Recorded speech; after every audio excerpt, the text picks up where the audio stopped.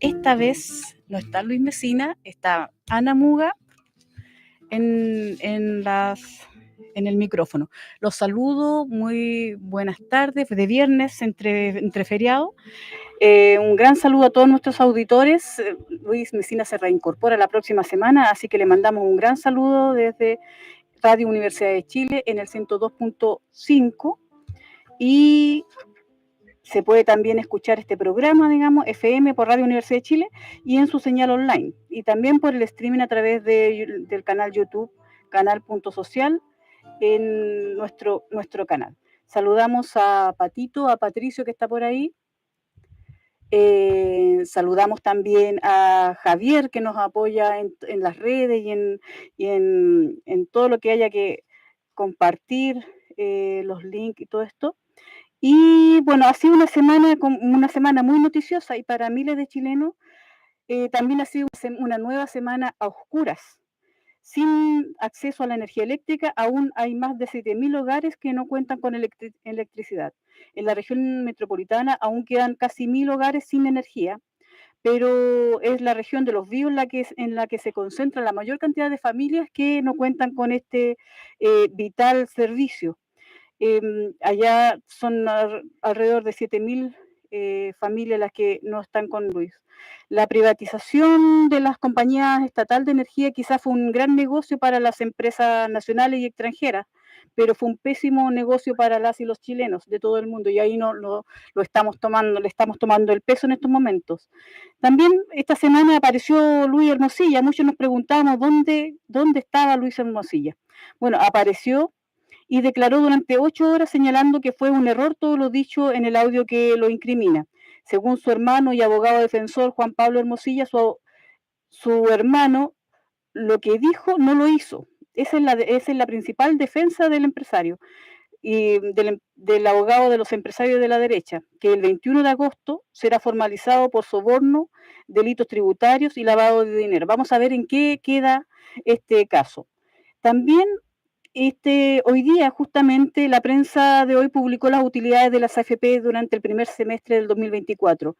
Estas empresas aumentaron en un 10,8% sus utilidades en relación al mismo periodo del año pasado, lo que equivale a 284,6 millones de dólares de ganancias solo en el primer semestre del año.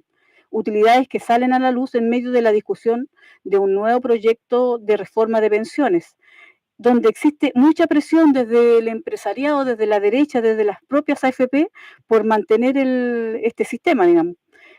Sumando el 6% de cotización adicional con cargo a los empleadores. Están esperando estas tremendas ganancias, por supuesto la gente lo sabe, no le llega a las trabajadoras y trabajadores. Pero de todos estos temas los abordaremos con mayor profundidad en el próximo programa porque en esta ocasión queremos dedicarlo principalmente a desentrañar todo lo que sucede en el Gualmapu.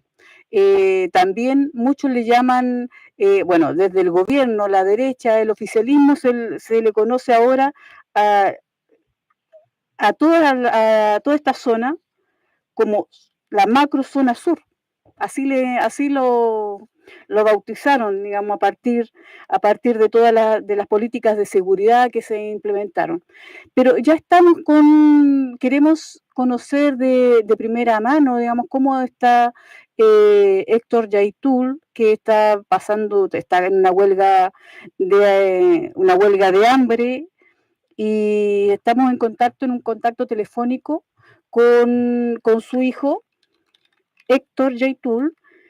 No sé si están al aire. ¿Aló, Héctor? O sea, Ernesto. Sí, buenas tardes. Hola Ernesto, un gusto saludarte. Estamos acá en Radio Universidad de Chile y queríamos saber cómo está la salud de Héctor Yaitul, quien fuera condenado hace un par de meses a 23 años de cárcel y entendemos que ya lleva 75 días de huelga de hambre. Claro. ¿Cierto? Corrígeme tú si es un día claro. Más, un día menos, digamos. ¿Cómo está? 75 días. Sí, ¿cómo está Héctor? Cuéntanos cuál es la situación en que está en este momento. Bueno, buenas tardes nuevamente. Su estado de salud hoy día en la actualidad es bastante crítico. Él ha perdido alrededor de, ya va cerca de los 30 kilos, 28 kilos para ser más específico. Eh, ya ha empezado con síntomas como mareos, desvanecimiento, calambres y todos esos malestares o síntomas que se sienten ya cuando la huelga se torna en estado crítico. Pero a eso también hay que sumarle que mi padre, el huerquén de la CAM, también ha hecho huelga de hambre anteriormente y también hoy día ya ¿cómo se llama? Hoy día ya tiene una edad más avanzada. Por ende, tiene enfermedades que son de carácter crónico como hipertensión, trombosis, etcétera, que lo que podría en cualquier momento desencadenar un desenlace fatal por motivo de la huelga de hambre. Ese es más o menos su estado de salud actual en el que se encuentra. ¿Cuál es qué lo lleva a Héctor a declararse en huelga de hambre? Bueno, sabemos que lo sentenciaron a 23 años de cárcel, pero ¿cuál es la demanda que hay detrás? ¿Va a pedir la nulidad del juicio? Bueno, eso lo vamos a conversar pronto con la abogada defensora, pero ¿cuál es la demanda que tienen? Lo que pasa es que la huelga de hambre inició con motivo de exigir la nulidad y también denunciar y demandar que este fue objeto de una condena política, porque recordemos que de los 23 años, 15 son por ley de seguridad interior del Estado, una condena que es inédita, una condena que ni siquiera en los tiempos de dictadura existió para una persona por dichos, sobre todo que dicen relación con la demanda territorial que tiene nuestro pueblo, simplemente con tocar los intereses de las forestales, con pronunciarse contra las forestales, por hablar de los procesos reivindicativos territoriales y por hablar, solamente por hablar, por dar este discurso, que es un discurso respaldado, claro, un discurso que se respalda por las comunidades, porque él en su calidad de huerquén tiene que transmitir lo que las comunidades o lo que su organización le dice. Fue condenado a 15 años de cárcel. Más de la mitad de la condena es simplemente por dicho, como le digo, por dicho o por discurso. Uh-huh. Pero esa condena quedó firme por la Corte Suprema. Quedó firme por la Corte Suprema precisamente por jueces que se encuentran hoy día en cuestión o que se encuentran, como decimos nosotros, a través de una sala corrupta. Está Jean-Pierre Matus, está la ministra Letelier y otros que tuvieron cierta relación con lo que usted estaba diciendo recién con Luis Hermosilla. Y precisamente Luis Hermosilla fue el que presentó la querella en los tiempos de Piñera contra Héctor Yaitul, la que deriva en los 15 años de cárcel, a los 15 años de cárcel condenado.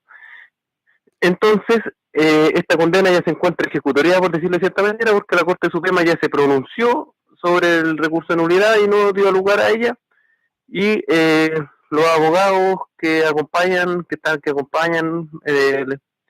a mi padre van a llevar esta demanda a cortes internacionales. Yeah. Uh-huh. Y en segundo lugar está también lo que dice relación a las condiciones carcelarias. Lamentablemente, desde que este gobierno asumió, había un retroceso en cuanto al respeto de los derechos culturales en las cárceles, en las cárceles donde se encuentran comuneros o presos políticos mapuches, como le decimos nosotros. Existe un retroceso y estamos, bueno, yo igual vengo saliendo de la cárcel hace como 3 semanas. Sí, existe un nulo sobre eso. Uh-huh. Existe un nulo respeto por el convenio 169 por condiciones mínimas de condiciones para comuneros mapuches. Se nos está negando al interior de las cárceles todo tipo de acceso a nuestra cultura, de acceso a nuestra religión, a nuestras marchas, a nuestras comidas, restricción de visitas, etcétera. Comunes. Se lo está tratando, claro, efectivamente como presos comunes, porque es el discurso que implantó la derecha y que paradójicamente es adoptado hoy día por el Ministerio de Justicia y principalmente el soporte directo que tiene Gendarmería, que es el ministro Gajardo, que es comunista. Uh-huh. Entonces lo que él está pidiendo es el traslado al módulo comunero de Temuco. Esa es una de las demandas esa es la segunda demanda con la que estamos hoy día, porque como le dije, uh-huh, la condena ya se ejecutorió. Está ejecutoriada, ya no, hay que esperar a las instancias internacionales y hoy día lo que nos queda es pedir su traslado a la cárcel de Temuco, porque ahí sí existe un módulo comunero con respeto mínimo a la condición de mapuche, sobre todo en el caso de mi padre en su calidad de huerquén y de dirigente histórico ya de hace como 3 décadas del movimiento mapuche, que corresponde estar en cumplir su condena en un módulo en que se le respete mínimamente su condición de mapuche. Claro, claro. Eso es. ¿Y cuál es la respuesta que han tenido? Porque ya lleva 75 días, ¿qué le han dicho las autoridades? Bueno, las autoridades no nos han querido responder, no nos han querido responder, no han querido tomar contacto con nosotros. Nosotros hemos intentado también hacer contacto con ellos, no se nos ha negado, y yo creo que existe cierto, bueno, este gobierno es bien temeroso de la opinión al final de empresarial o de la opinión de la derecha, así que nos ha costado bastante poder tener una respuesta por parte de las autoridades pertinentes. Así es. Ernesto, tú llevas, bueno, ya lo mencionaste, llevas más o menos de un mes en libertad tras casi 2 años de encierro. El pasado 23 de julio, tú me corriges las fechas también, porque Sí, más o menos, yo fechas, tampoco me acuerdo mucho, pero más o menos claro, por ahí. en algunas partes leo 31, 23, pero me quedé con esta que es la más acertada, me parece que fue el 23 de julio, Claro. cuando el Tribunal de Juicio Oral en lo Penal de Los Ángeles te absolvió a ti junto a Esteban Enríquez, Ricardo Delgado y Roberto Villouta, Claro. y Eduardo Cornejo, entiendo también, por Sí. falta de pruebas de la Fiscalía. O sea, no después de 2 años en prisión, Claro. no hubo pruebas que justificaran esos 2 años. Cuéntanos cómo es vivir esta situación, porque es de una injusticia gigantesca. Entonces, acá tú estás en la mejor posición para contarle a la gente qué pasa al interior de los penales cuando son mapuches los que son condenados sin pruebas, además, qué pasa con las familias, cómo sienten Claro. esta presión, digamos. Claro, es un proceso complicado porque igual se marca igual dentro de un proceso lleno de irregularidades, por decirlo de cierta manera, o es injusto. Bueno, nosotros siempre partimos desde la base de que ningún comunero o ningún peñi que luche por su reivindicación territorial, que luche por nuestros derechos políticos territoriales, debiera llegar a la cárcel. Eso es lo primero. Y ya al momento, por último, entendiendo que son las consecuencias de luchar, que por último se nos respete nuestra calidad de presos políticos mapuche, y como le digo, no estamos siendo respetados, no se están respetando convenios internacionales que son el piso mínimo de respeto a la dignidad de cualquier comunero perteneciente a pueblo originario, en este caso al pueblo mapuche. Como lo dijo usted, nosotros quedamos sueltos por falta de pruebas. En primera instancia nosotros habíamos sido condenados a más de 15 años. Claro, a un juicio en febrero. En el primer juicio, claro, bueno, para condenar, si uno se mete en lo estrictamente, como se dice, en lo que dice relación al derecho, tiene que existir pruebas para poder condenar a alguien. Y lo que la acusación que se nos hizo en nuestra contra fue, dice llanamente, pertenecer a la coordinadora Arauco Mayeco, y por ende éramos responsables de un ataque incendiario. No se nos presentó ningún tipo de prueba, es más, había pruebas incluso de ADN que nos exculpaba, pero que sin embargo era pasada por alto.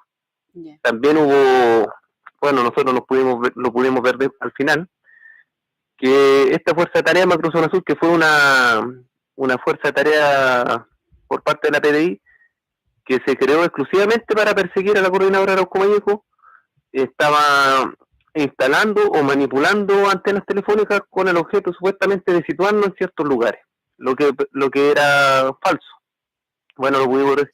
Y aparte de eso no existía ningún tipo de prueba que nos pudiera situar en el sitio del suceso, y por eso, bueno, para la mala suerte del empresariado, para la mala suerte de la derecha, tuvieron que un juez o los jueces que debieron haber obrado en derecho, nos tuvieron que absolver porque no les queda más alternativa, no se podía llevar adelante esa condena. La que sí se había obtenido en primera instancia es la que denunciamos a través de una huelga de hambre en ese entonces, claro, que duró más o menos como 90 días. Por eso la anularon. Así que, claro, o sea, anularon un claro, juicio... lo anularon porque tuvimos que hacer una huelga de hambre.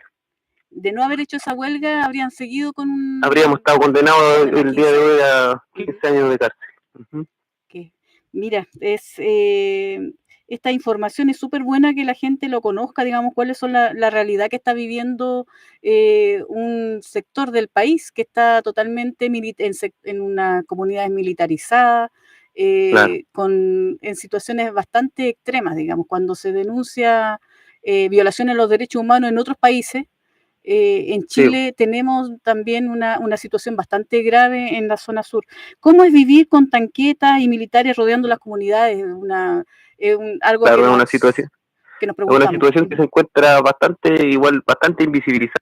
Nosotros ya llevamos alrededor de 3 años bueno, desde donde vivimos nosotros, desde donde vivimos, como usted dijo, el Gualmapu para el gobierno y el oficialismo en la derecha, la macrozona sur, llevamos 3 años con estado de excepción, incluso hemos estado por periodos de toque de queda, que en realidad no le importan a nadie, y claro que resulta complejo porque militares, carabineros, la policía, los aviones, los drones, los helicópteros, incluso eh, incluso no solo como se llama, resguardando el supuesto orden público, sino que de repente haciendo maniobras, no sé, bajándose del helicóptero por cuerdas, las playas, las carreteras, haciendo entrenamiento con no sé muy bien, estos aviones que sacan para el 18 de septiembre, arriba de las casas, entonces igual es Hostigamiento. como con la lógica de intimidar, igual la demanda, la reivindicación mapuche, el Estado chileno y el empresariado,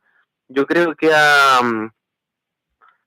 definido igual al movimiento mapuche como un enemigo interno y es prácticamente, bueno, guardando ciertamente obviamente las diferencias con lo que pasa en Palestina. Hoy día existe un supremacismo racial, colonialista por parte del Estado de Chile, en que se están vulnerando día a día los derechos humanos de los pueblos, de nosotros los mapuches, tanto en las comunidades como al interior de las cárceles. Así es. Entonces, claro que resulta complejo pero bueno, también a eso le podemos sumar el cerco comunicacional que existe en contra del movimiento mapuche, que pretende criminalizarlo, demonizarlo y hacerlo parecer que no existe ningún tipo de demanda reivindicativa cuando esta demanda política, la demanda de nuestro pueblo, ya lleva cerca de 3 décadas y no existe respuesta porque lo que le interesa finalmente los milicos, los pacos, los que están al final, como se llama en el territorio, lo único que están haciendo es resguardar a las empresas forestales. Eso es lo único que están haciendo. Eso es lo que más les preocupa. Eso, en realidad esa es la práctica. Pues, si alguien viene aquí a ver, si alguien viene a ganarse en el terreno, ellos no están preocupados de que una persona le robe a otra, sino que ellos están preocupados de que los camiones y la mercadería de las forestales transite sin problemas.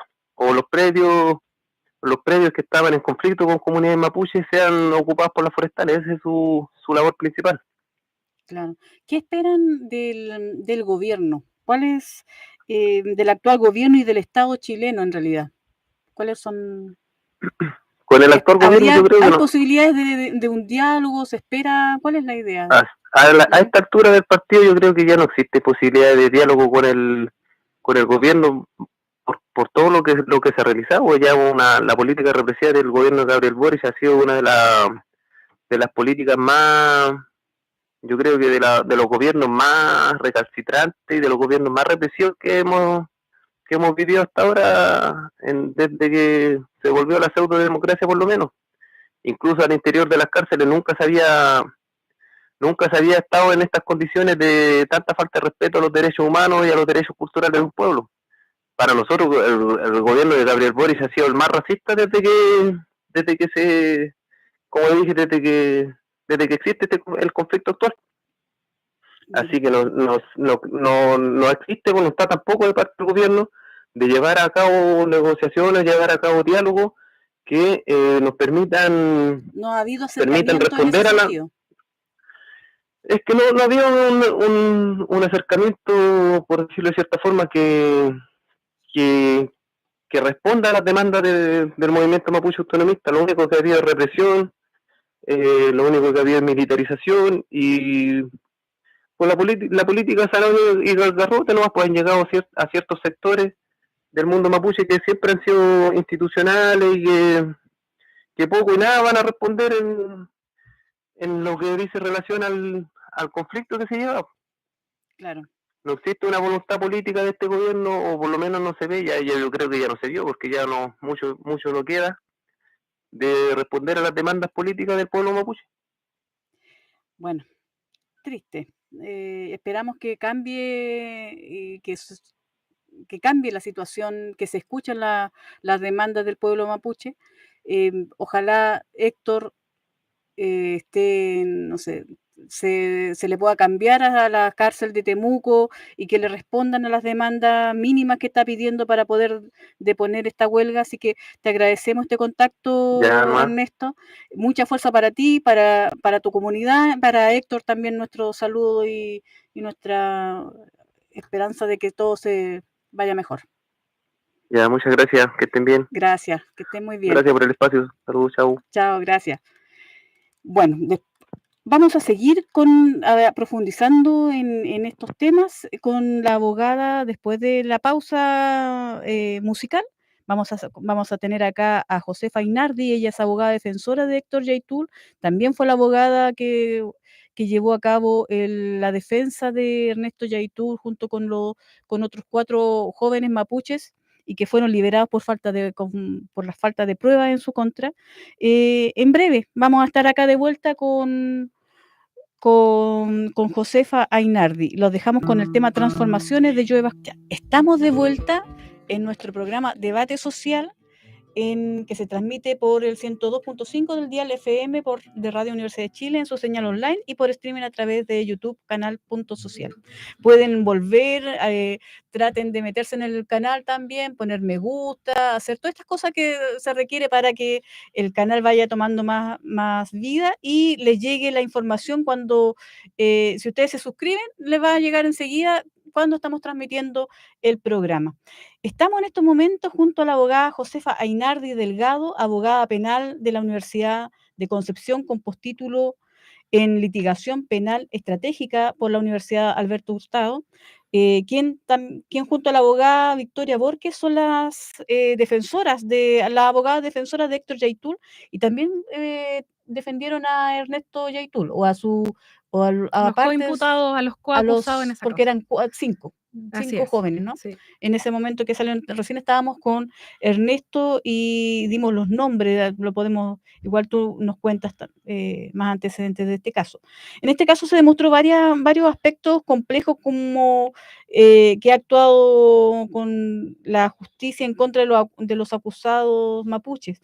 Hay un poco de sesgo.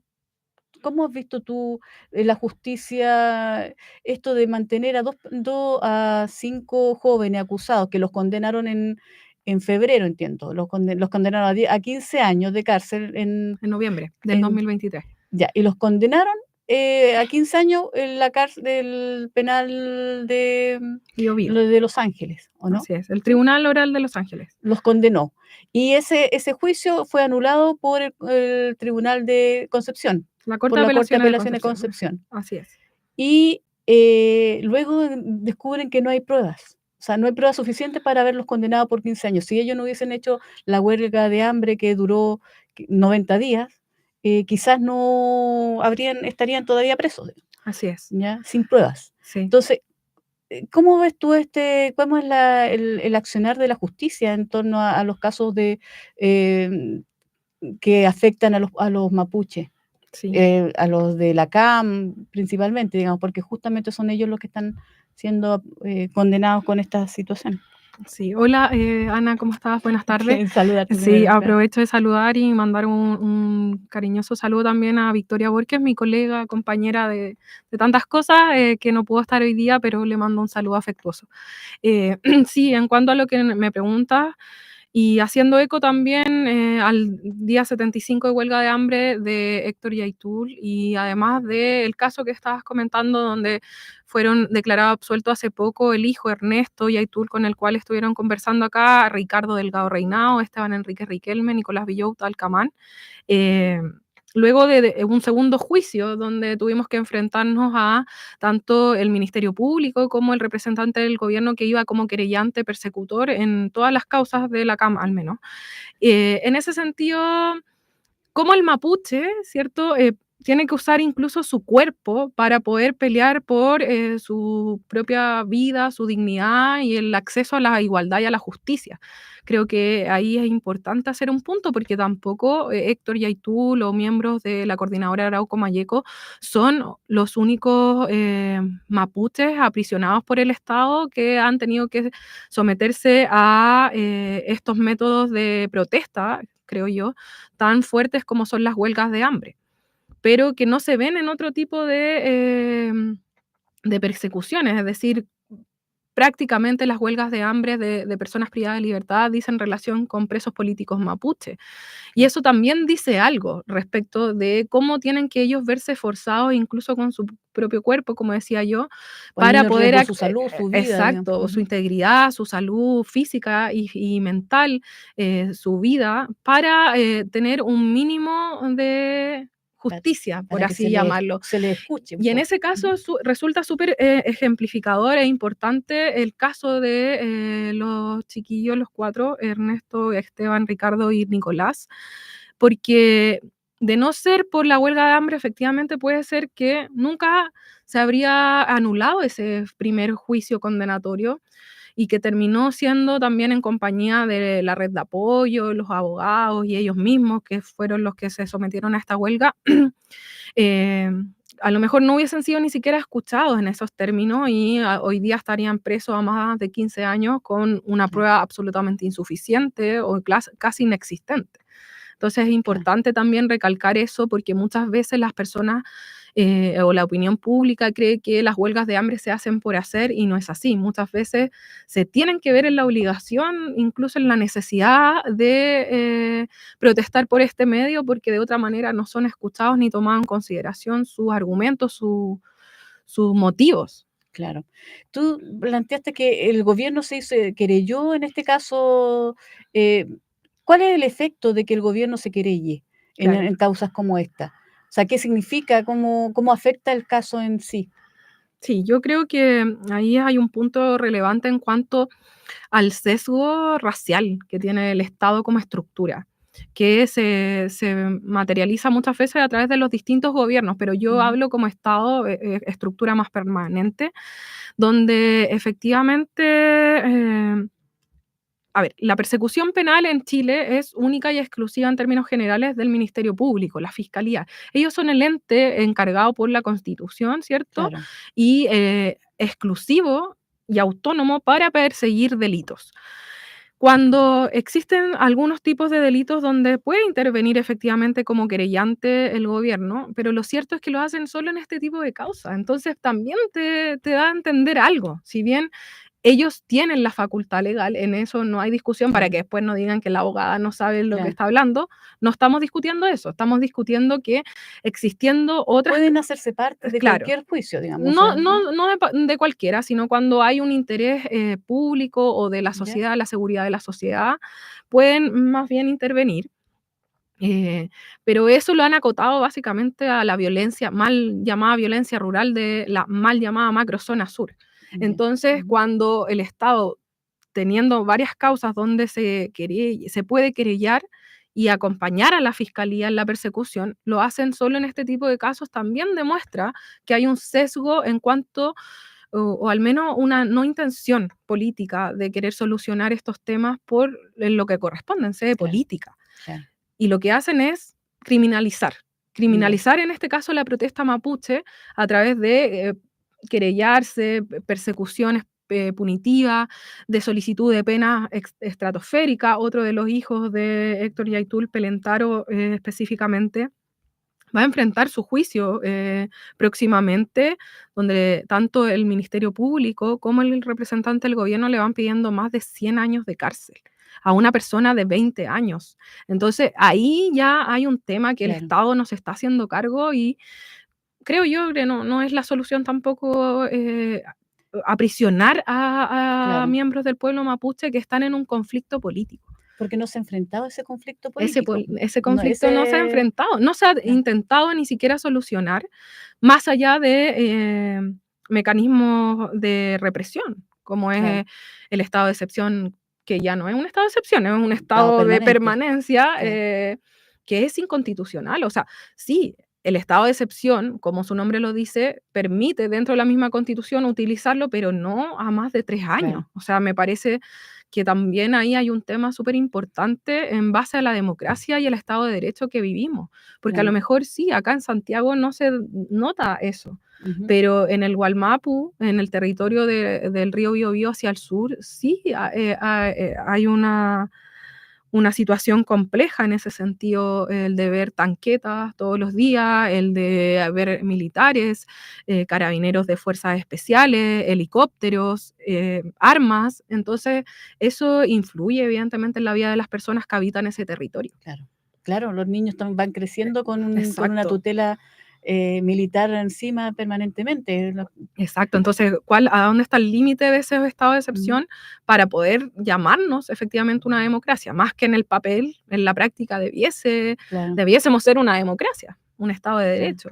¿Cómo has visto tú este tránsito? Porque desde todos los gobiernos que posterior a la dictadura han enfrentado el tema mapuche con represión. O sea, finalmente siempre ha Esa es la habido, solución de todos claro, los gobiernos independientes de no ha habido una postura, incluso bajo los gobiernos de Michelle Bachelet está la muerte de Alex Lemun, sí, de Matías Catrileo, Matías Catrileo, está después con Piñera, Camilo Catrillanca. Camilo Catrillanca, que ahora está, hace poco parecía que estaba en su aniversario, ¿no? Exacto. Em, pero ahí se estaba viendo, se le acusaba por ley antiterrorista. También era muy cuestionado.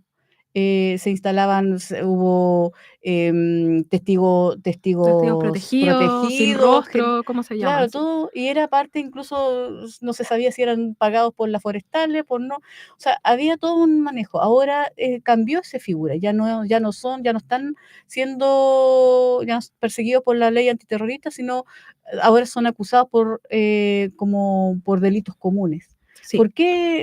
¿Cómo ves este cambio? ¿Cuál es el manejo que hay aquí? Sí, lo que nosotros nos hemos podido dar cuenta es que efectivamente, como lo comentaba antes de salir al aire, a ver, en Chile, en el 2014, Chile fue condenado por la Corte Interamericana de Derechos Humanos, justamente porque el Estado de Chile había condenado a varios integrantes, entre ellos dirigentes, autoridades y otros activistas mapuches, Loncos, Machi y otros dirigentes. En el caso Loncos, de hecho, habían condenado por amenazas terroristas a varios de ellos, Ujú, junto con otros delitos, sin perjuicio de que lo principal en cuanto a la ley antiterrorista era el delito de amenazas terroristas, porque también se intentó perseguir por incendio terrorista y después se sacó la figura terrorista, quedó solo incendio. Pero lo importante es que ese caso marca un precedente súper importante y que es súper poco conocido en la interna de nuestro ujú, país.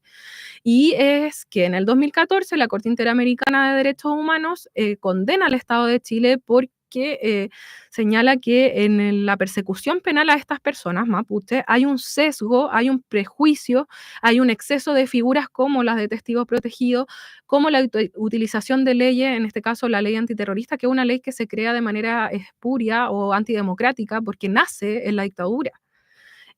Al igual que ahora, después podríamos hablar más de eso, la Ley de Seguridad Interior del Estado. Entonces, son leyes en su origen de persecución claro. política. No son leyes que refieren a delitos penales, comunes, como se llama, sino que tienen un origen político. Entonces, eso también es súper relevante en cuanto a entender el conflicto entre el Estado chileno y el pueblo nación mapuche como un conflicto político, territorial, cultural Ujú, y no como delincuencia, mucho menos ujú, delincuencia común. Entonces creemos que luego de esta condena en 2014, la estrategia del Estado mutó hacia no utilizar la ley antiterrorista, porque de hecho una de las recomendaciones de la sentencia de la Corte Interamericana es no utilicen esta ley así como está, porque es una ley que ya, bordea los límites democráticos. Entonces, así como está actualmente la ley, sin perjuicio de que se ha intentado modificar, es una ley absolutamente antidemocrática, no debiese ser utilizada. Ujú. Y para evitar, Pero, creemos nosotros, claro, una condena futura, es que utilizan ahora otros mecanismos claro, como yendo con delitos comunes. comunes. Pero es curioso porque se le asignaba, como un razonamiento, con razones políticas para aplicar esa ley, se le instalaba, digamos, el razonamiento político, había una diferencia política, pero ahora se le niega El carácter el político. carácter político y se le asigna unas cualidades comunes, o sea, de delitos comunes como para justificar, digamos, esta prisión, esta Exactamente. persecución. Entonces ahí uno se da cuenta de que no hay una postura clara y definida Claro, ni siquiera del Estado, mucho menos de los gobiernos, porque como decíamos, los gobiernos en realidad han hecho lo mismo. claro. Esto es una política de Estado más que una política gubernamental. Ujú. Entonces, en ese sentido, efectivamente, o sea, por un lado dicen que no es una persecución política, que porque se persiguieron hechos concretos, que más bien eran dichos en el caso de Héctor Yaitul, Claro, o la gran parte de su condena. Pero claro, por otro lado, tenemos el origen histórico de la ley, que eso nadie lo puede negar. Si el origen está ahí, la Ley de Seguridad Interior del Estado se creó en 1975, plena dictadura militar. claro. Los delitos por los cuales fue condenado Héctor Yaitul de esta Ley de Seguridad Interior del Estado fueron creados en ese año, en el año 75. Y llama la atención también que algo que nos hemos dado cuenta, que el decreto DFL 702 de incremento a la producción forestal se creó un año antes. Y luego de esa creación del DF 702 viene esta creación de los tipos penales de la Ley de Seguridad Interior del Estado, que fue la que en definitiva Ya, terminaron condenando a nuestros representados, que son delitos de apología a la violencia básicamente, o de incitación al odio, en este caso incitación al odio hacia las forestales. claro. Pero O sea, son delitos de connotación política. Y claro, luego, entonces, por un lado desconocen eso y cuando tiene que ahora ingresar como en calidad de condenado rematado a cumplir su condena, lo trasladan a un módulo de población común, claro, negando cualquier tipo o carácter político de esta persecución, donde claro. no podemos tapar el sol con un dedo en ese sentido.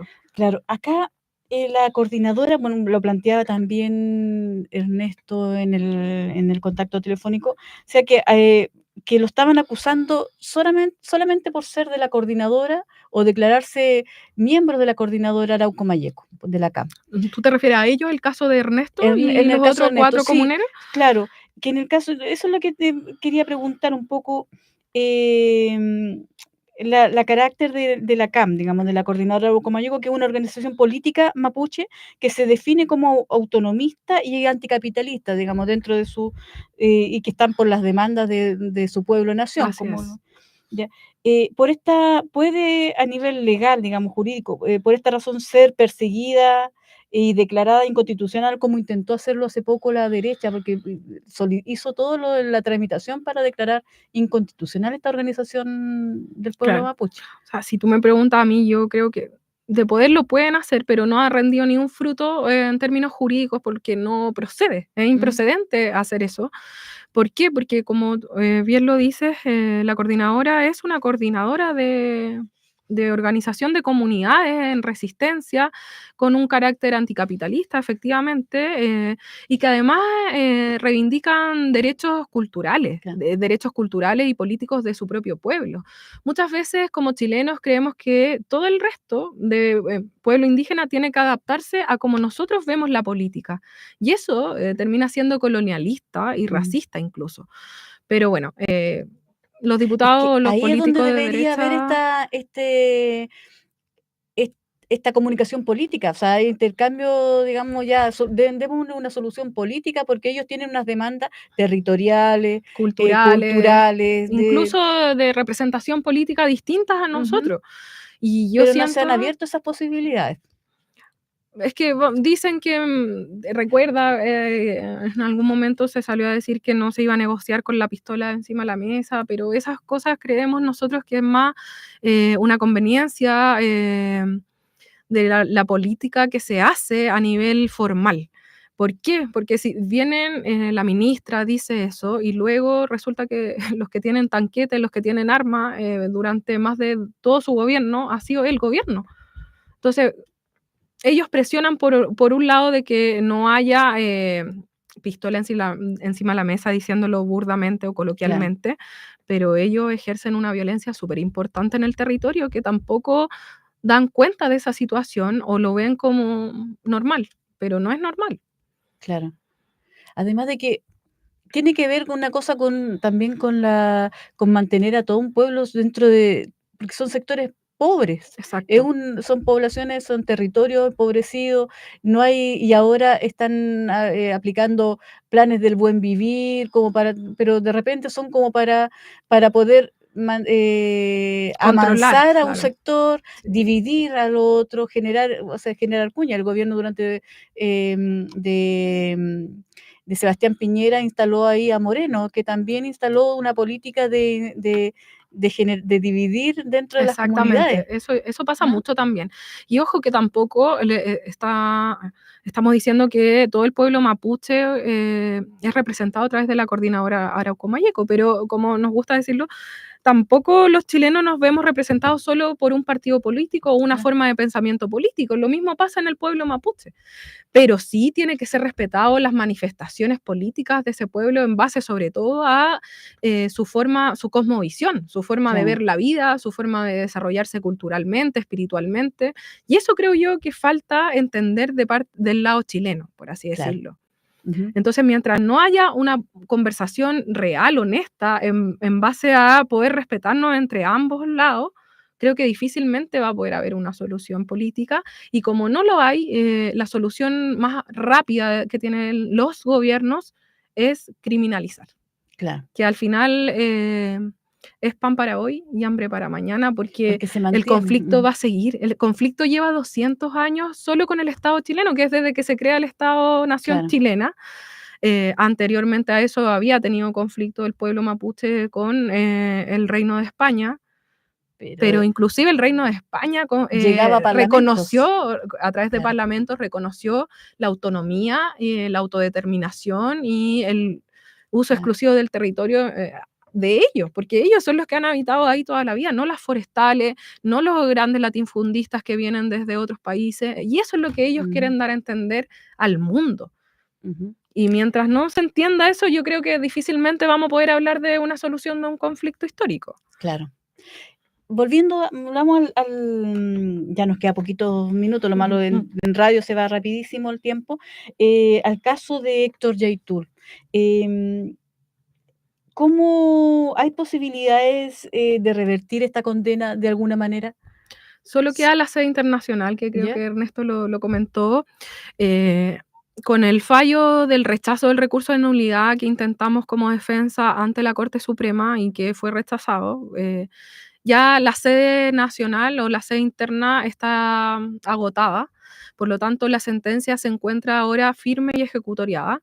Y lo que queda ahora es hacer la denuncia ante la Comisión Interamericana de Derechos Humanos. Ya. Ya, entonces, eh, Héctor Yaitul tiene otras causas en sede interamericana, entonces estamos evaluando ahí con el equipo jurídico la forma de proceder formalmente hablando, pero sí podemos dar cuenta de que esto efectivamente vamos a llevarlo a sede internacional, porque al igual que el caso Norín Catrimán y otros que te comentaba del 2014, creemos que se dan muchos presupuestos, hay utilización de testigos protegidos, hay utilización de leyes de origen político y antidemocrático, como la Ley de Seguridad Interior del Estado, y hay persecución a dichos, ideas y a negarle el carácter ancestral de una autoridad como un huerquén, que es un vocero que lo que hace es transmitir a la opinión pública, tanto de su pueblo como el resto de pueblos que habitan en el mismo territorio, lo que acuerdan como comunidades mapuche.